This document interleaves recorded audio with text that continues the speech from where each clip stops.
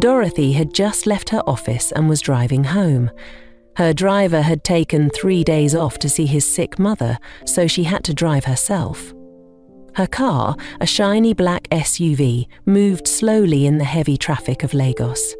She had just wrapped up a successful meeting with one of the top fashion investors in the country, and a smile of satisfaction stayed on her face.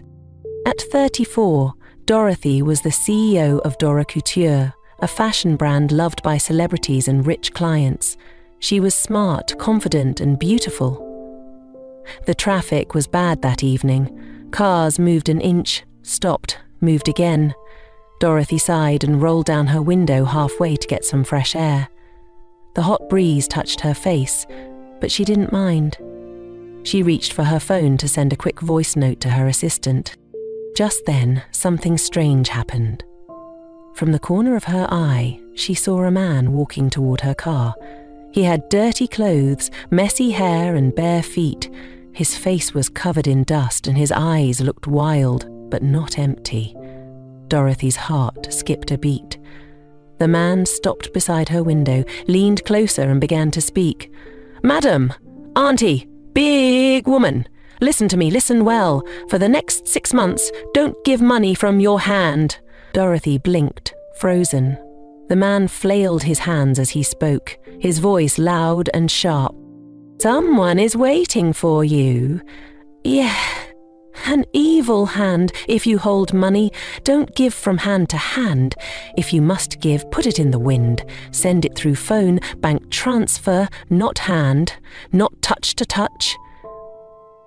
Dorothy stared at him, unsure whether to laugh or panic. He couldn't coordinate himself properly as he spoke, and he sounded funny, but she knew he wasn't joking. He kept shaking his head as he paced in one spot, mumbling, then suddenly shouting. "No matter how small, not even 10 naira, not even coins! You hear? It's not about the money, it's the hand, the hand, the hand is evil." He pointed to his own palm and slapped it hard. "Auntie, I've said my own. If you like, laugh like a goat." Dorothy reached over quickly and pressed the button. She rolled up the window, locked her doors, and turned the AC back on. Her chest rose slightly as she exhaled. What had just happened? She glanced at the man through her glass. He was still muttering, still pacing. But he no longer looked at her. He stared into the traffic now, arms stretched out like he was chasing unseen spirits. Dorothy shook her head. What nonsense. So now madmen were giving financial warnings? She reached for her perfume and sprayed a little into the air. But her heart hadn't fully settled. The things he said didn't make sense, yet somehow they made a strange kind of sense. "Don't give money from your hand." She chuckled lightly and shook her head again as the traffic moved. "I must be silly, actually considering what an ordinary madman said," she said under her breath. She drove off slowly, the man's voice still ringing faintly in her ears.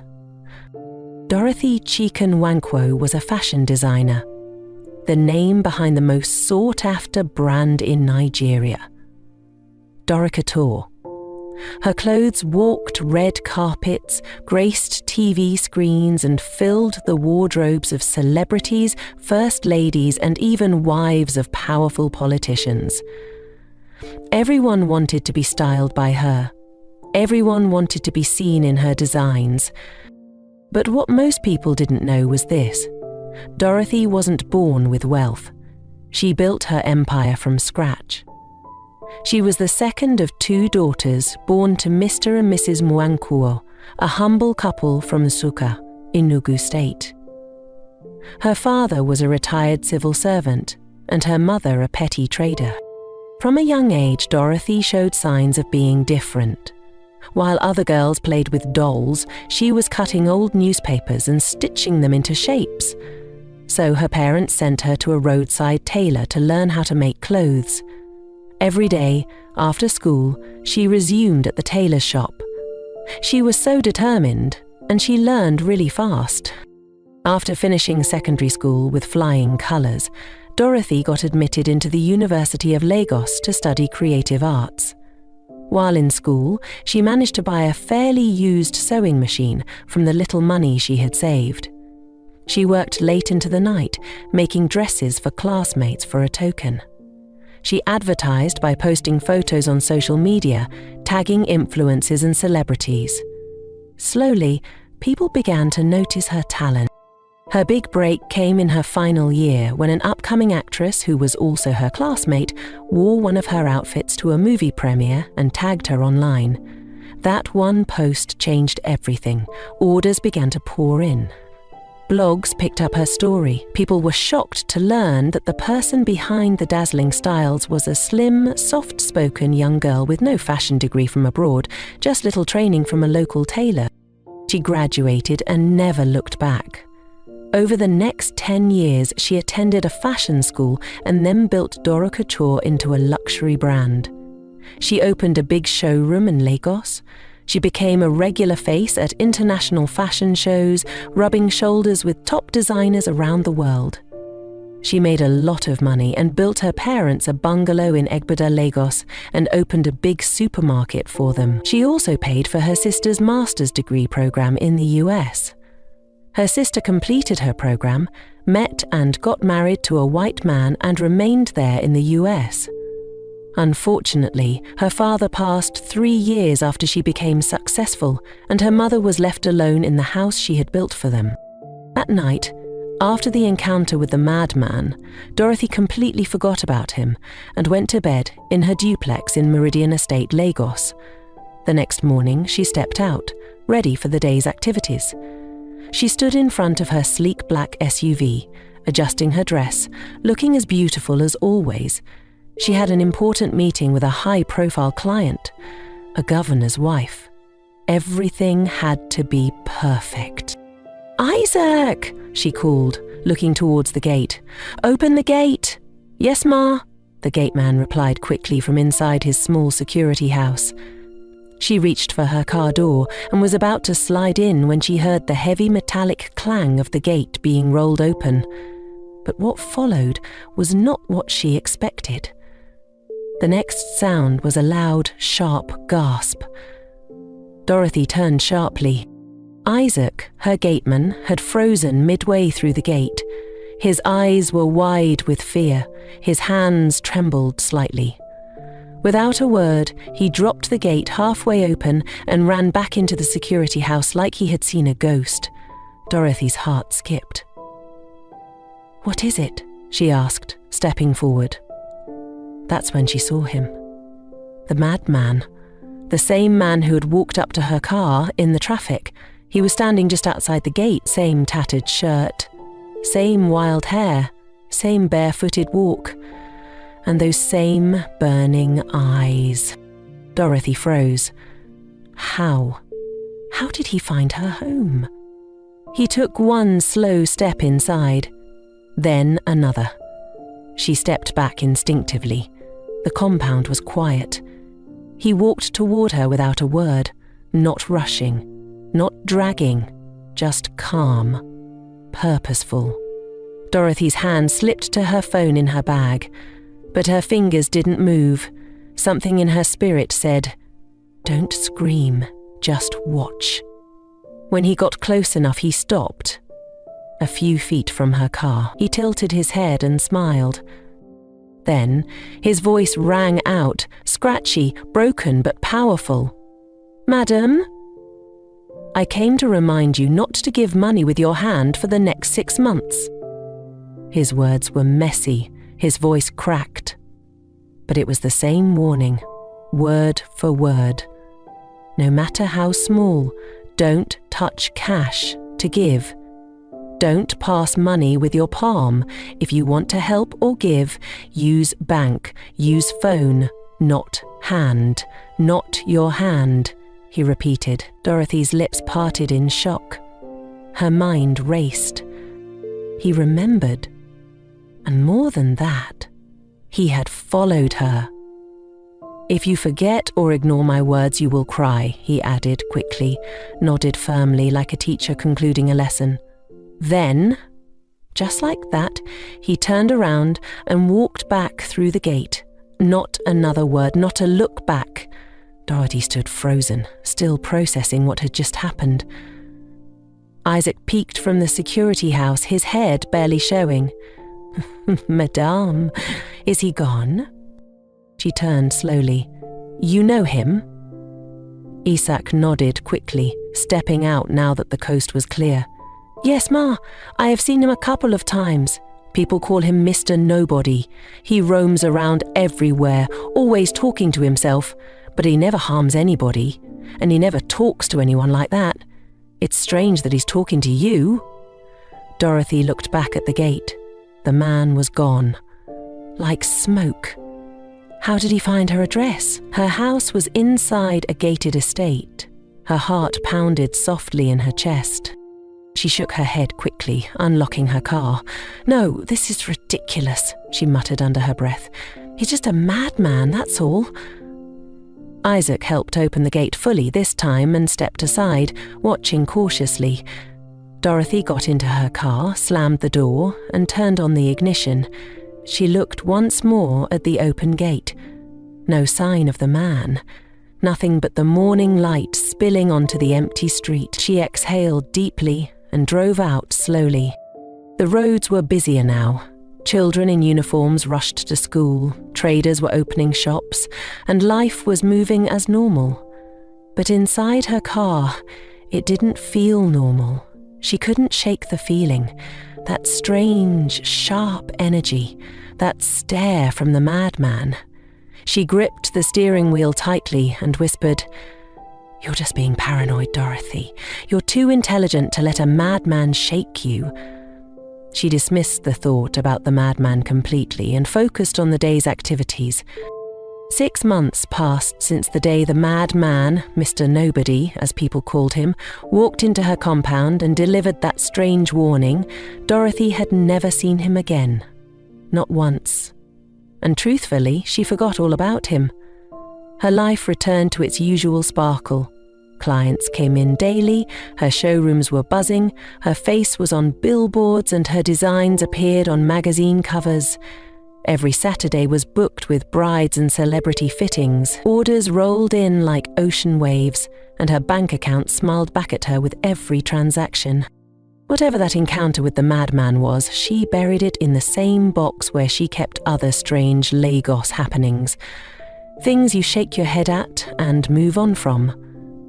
Now, here she was, 6 months later, on the verge of signing the biggest deal of her entire career.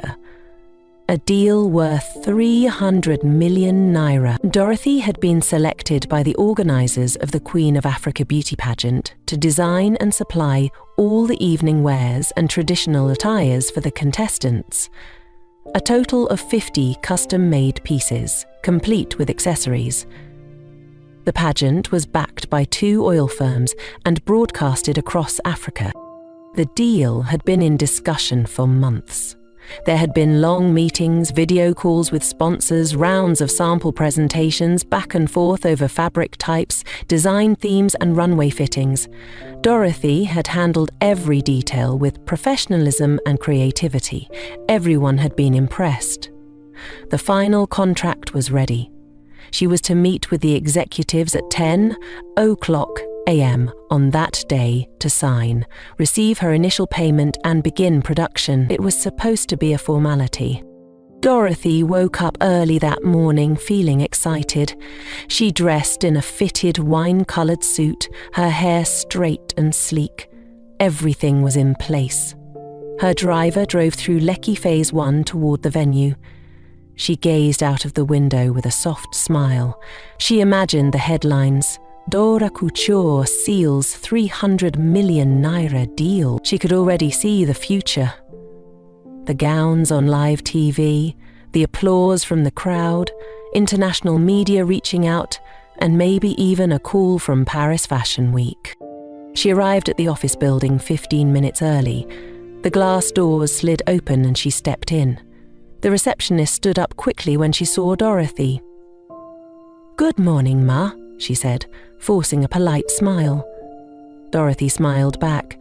Morning, dear. I'm here to see Mr. Kareem for the signing. The girl hesitated slightly, then nodded. Yes, Ma, please, one moment. She picked up the phone, turned slightly and whispered something. Within moments, Mr. Kareem appeared. He was one of the project managers, usually warm and charming, but surprisingly on this day, his face was stiff. Dorothy, he said with a forced smile. You're here? Of course, she said brightly. I came early as agreed. Yes. Please, can we talk for a moment? He motioned toward the side lounge. Dorothy's smile faded slightly. Is everything all right? Just a quick chat, he said, not answering the question. She followed him slowly. They sat opposite each other on cream-coloured leather sofas. A moment of silence passed. Mr. Kareem sighed and cleared his throat. Dorothy, first of all, let me say, we deeply respect your work. You are incredibly talented and your designs are world-class. But I'm really sorry the board decided to go in a different direction. There was a long, heavy pause. Dorothy blinked. I don't understand. The contract, he said gently. They gave it to someone else. A wave of cold rushed from her chest to her toes. What? Mr. Kareem shifted in his seat uncomfortably. It's not personal, I swear. They just changed their mind. A late proposal came in but we already agreed, she cut in, her voice rising slightly. The terms were finalized. You sent me the soft copy of the contract. You said all that was left was my signature. I know. Believe me, I was as shocked as you are. I fought for you. But the board overruled. There's no official reason. They just said they wanted something new, a different creative direction. Dorothy's hands fell to her lap. For a moment, she couldn't speak. She couldn't even breathe properly. A 300 million naira contract. Gone, just like that. No warning, no explanation. After a long, quiet minute, she reached for her bag and walked out of the office building. Her driver, Kola, saw her approaching and quickly opened the back door. Madam, everything okay? He asked, noticing the look on her face. Dorothy didn't reply. She slid into the back seat silently and closed the door. Kola started the car, glanced at her again through the rearview mirror and asked gently, Home? She gave the faintest nod. As the car began to move, Dorothy leaned her head against the window. Her eyes stared blankly at the streets rushing by, but her mind wasn't seeing anything. Her thoughts were tangled and dark. Her phone buzzed beside her on the seat, but she ignored it. She didn't want to speak to anyone. She closed her eyes tightly, forcing back tears. When they arrived at the house, she stepped out without a word, entered her house and slowly removed her heels, one after the other. Her bag dropped on the floor. She sat down on the couch like someone whose strength had been stolen. The silence of the living room wrapped around her like a cold blanket. She pressed her hands to her face and let out a long, deep breath. Just then, her phone rang again. She wanted to ignore it, until she saw the caller ID. Pamela, front desk, Dora Couture. She picked it up reluctantly. Yes? What she heard next made her sit up in panic. Ma, please don't panic, but the office is on fire. Dorothy's chest seized. What? We don't know how it started. We saw smoke coming out of your office, but we did not have the keys. We tried breaking in, but the fire was already spreading, so we had to run out. The fire service is on their way, Pamela said quickly, panting heavily. Dorothy shot to her feet. Where are you now? Are you safe? Yes, Ma. We're outside. Nobody is hurt, but everything inside. Everything is burning. Dorothy didn't wait to hear more. Kola, start the car now, she screamed. She ran out barefoot, her hair wild and her heart racing. The driver rushed to open the door again. "Madam, what's happening?" "Just drive, fast," she replied. The drive to her office felt like a nightmare. The roads, the buildings, the sounds, they all became a blur. Dorothy's heart pounded so loudly she could hear it in her ears. Smoke rose in the distance like a monster waiting for her. When they turned the corner into the street, she saw it. Fire! Thick, black smoke poured out of the building. Her building. Dorokutor. Flames licked through the windows like hungry tongues. The fire service had arrived, but it was too late. The roof had already caved in. The glass doors were shattered. The mannequins, fabrics, machines, everything was either in ashes or melting. Dorothy got out of the car slowly. Her mouth was open, but no sound came out. People had gathered. Pamela and 2 other staff members ran to her. "Ma!" Pamela's voice broke. "We don't know how it started, I swear." Dorothy took 1 step forward. Her eyes scanned the burning remains. Everything she had built, every thread, every stitch, every fabric sample. Gone. Her hands shook, her knees buckled. The last thing she heard was someone screaming her name as the sky spun around her, and then everything went dark. When she opened her eyes, the lights above her were bright and white. Her head felt heavy, and her mouth tasted bitter. She was lying on a hospital bed. A nurse leaned over her and smiled gently. "You're awake, thank God." Dorothy blinked slowly. "What happened?" "You fainted, Ma. They rushed you in. You were in shock. Please rest. The doctor will come and check you soon." Dorothy turned her head toward the wall and closed her eyes again. She fell asleep once again. When she woke up moments later, she turned her head slightly and saw 2 people sitting by her bedside. Her mother and her best friend, Amaka. "Mummy," Dorothy whispered, her throat dry. Her mother's eyes instantly lit up with relief. She stood up quickly, brushing back Dorothy's hair gently. "My baby, thank God. You're awake." "Doro," Amaka said softly, moving closer. "We've been so worried." The moment Dorothy saw their faces, her heart shattered. Tears burst from her eyes like a dam that had held too long. She wept, loud, broken sobs that came from the deepest part of her soul. She couldn't hold it in anymore. Her mother wrapped her arms around her tightly, rocking her gently like she was still a child. "Shh. It's okay. It's okay, Nem. God will restore everything. You're alive, and that's what matters. The rest will come back." But Dorothy couldn't be consoled. Her entire life had burned right before her eyes, and now all that was left were ashes and heartbreak. Amaka held her hand gently and wiped her tears with a tissue. "You're not alone, Doro. I promise.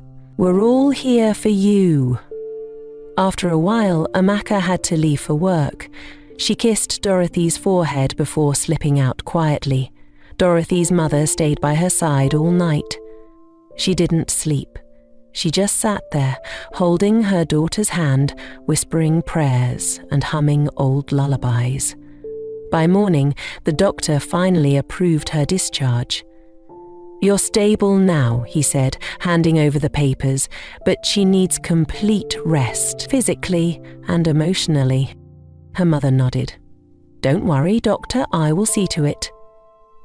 When they arrived at Dorothy's house, the compound felt strange, still.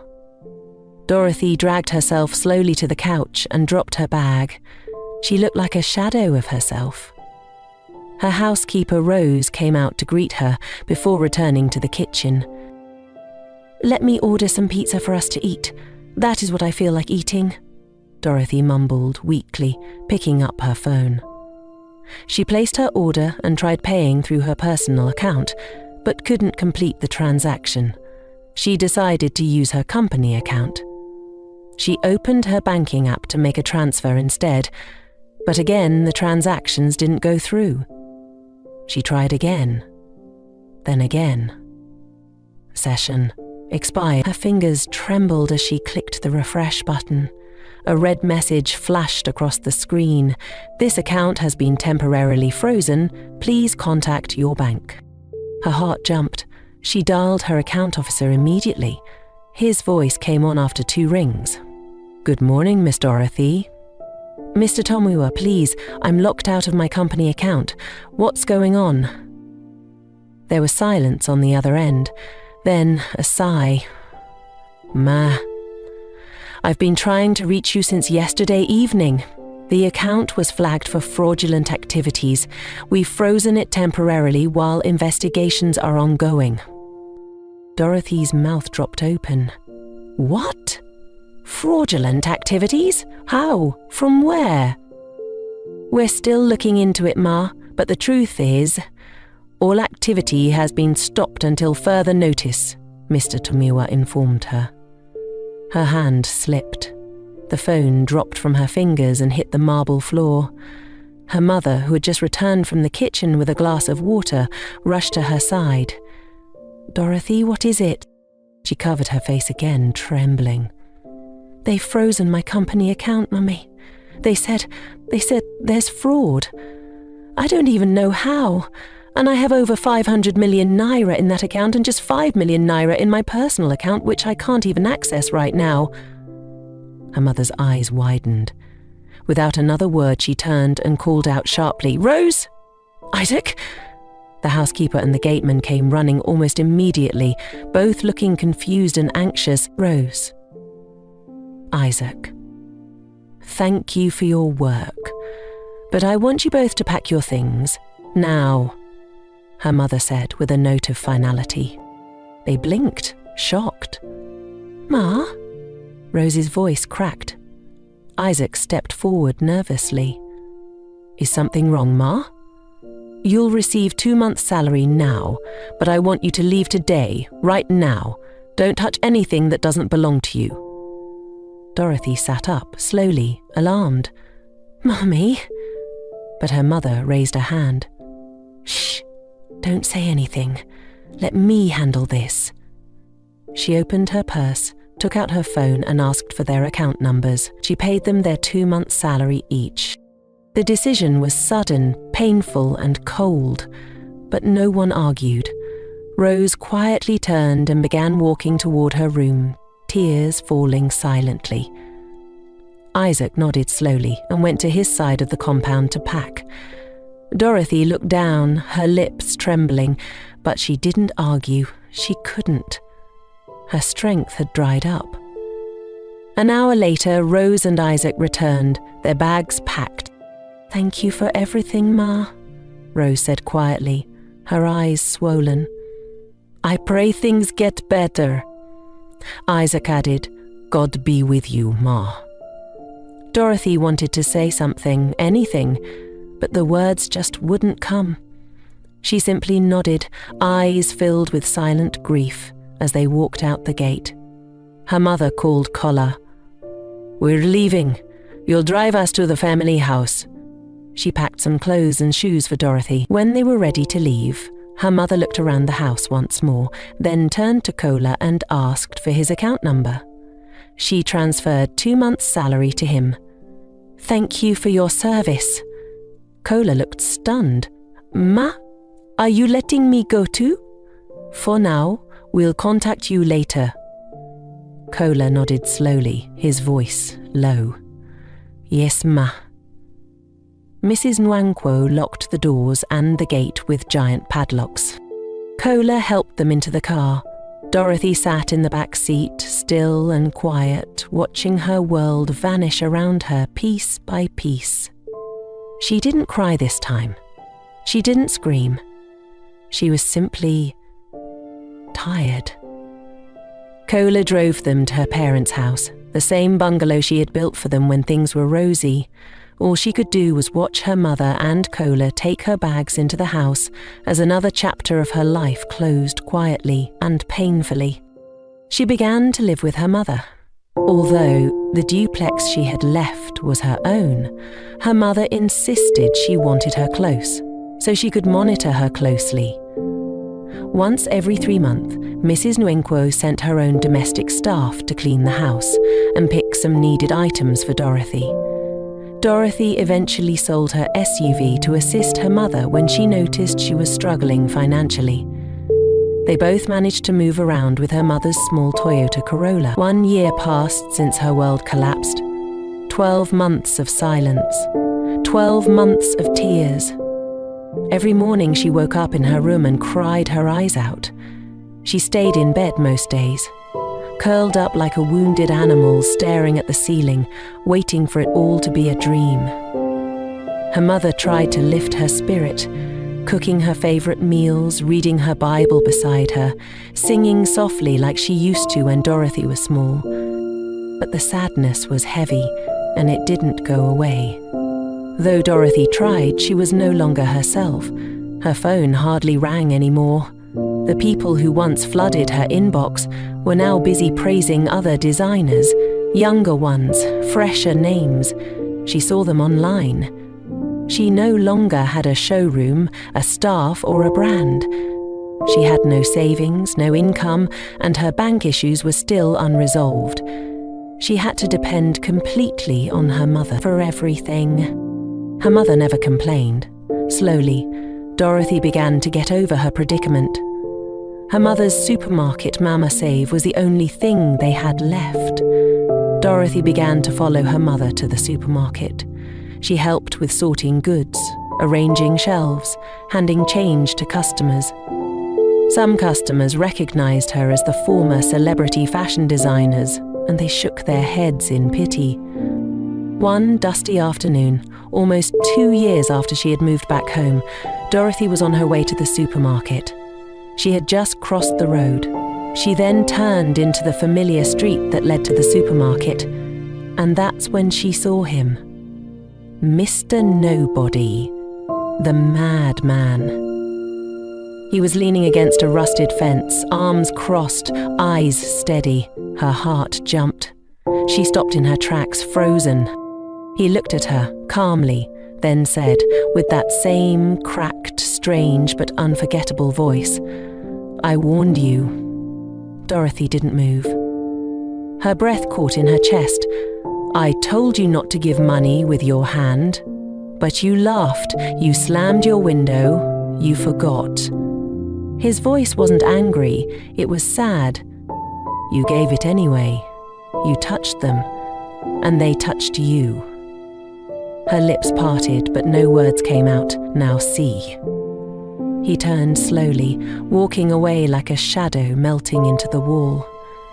"You didn't listen, and so they came for you, and just like that..." He disappeared down the street. Dorothy stood there for what felt like forever, her chest rising and falling quickly, her heart pounding. He remembered me. He knew what happened. How? She finally walked to the supermarket, her legs trembling. The rest of the day passed in a blur. She barely spoke to customers. Her mind kept spinning in circles. That evening she returned home, dropped the bag, and sat on the edge of her bed, staring at her palms. "You touched them, and they touched you." She began to think back, deeply, carefully.